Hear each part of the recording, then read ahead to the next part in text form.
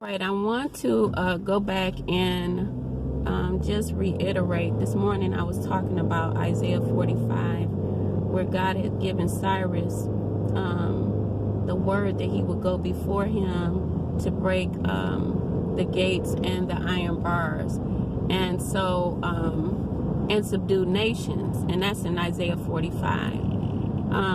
One of the things that I feel we don't do is, as individuals, human beings, number one, is take responsibility for our own actions. Our actions are birthed through thoughts. They are birthed through the energies that we attract, which comes from the heavenlies.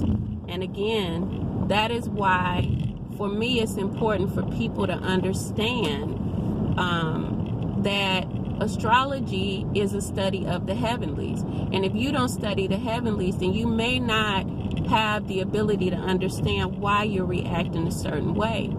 And so when we look at those scriptures, many times I thought that God was going before me to break the bars and, subdue the nations outside of me. But there's a need to subdue nations of anger and bitterness, lack, and joy within us. And so with that being said, we first have to start with ourselves, which is, what I teach those that mentor under me. There's no way until you can get a reality of understanding that you need to deal with you and your own nations of anger, bitterness, lack, and joy, confusion, jealousy. Those are nations that God is talking about. Yes, it is subliminal, or it's a hidden mystery, but before you can get any treasures and even meet up with I and my Father are one, you have got to look at yourself and say, where is unforgiveness at for me?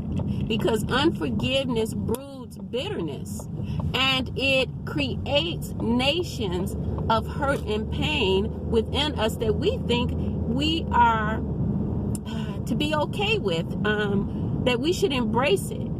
It's a victim's mentality. So until we can overcome that,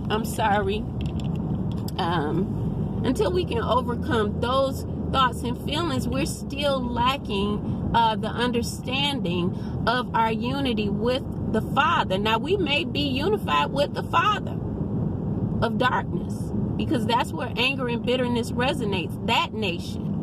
But when we realize that we've been working with darkness and not with light, let us step over into the light and ask for forgiveness and be that what the God of light has called us to. Why? Because now we can start pursuing our good. Now we can actually take on the inheritance that God has given us, or the God that Jesus spoke of. Yeah? Jesus spoke of God within him. God within him was the God of light. The God of light shows people the power within them. It was not just Jesus. Jesus said, now you are my brothers and sisters. No longer do I call you friend. You see? And so because of all of this, my recording is moving, so forgive me. I just want to get the message out that we got to deal with the nations of strife within ourselves in order to meet the standard that we have been called to, the purpose, the destiny. And that has a lot to do with the lack of mastery that we have when it comes to astrology. Because if you're reacting because of Scorpio and its investigative mindset that says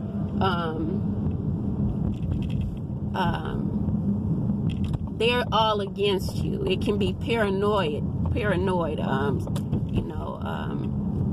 Scorpio can, then you'll get the wrong message from that time that Scorpio is in transit. Like a lot of people were affected last month, beat up and tired because they couldn't tell whether it was truth or lies, the memories that were coming up.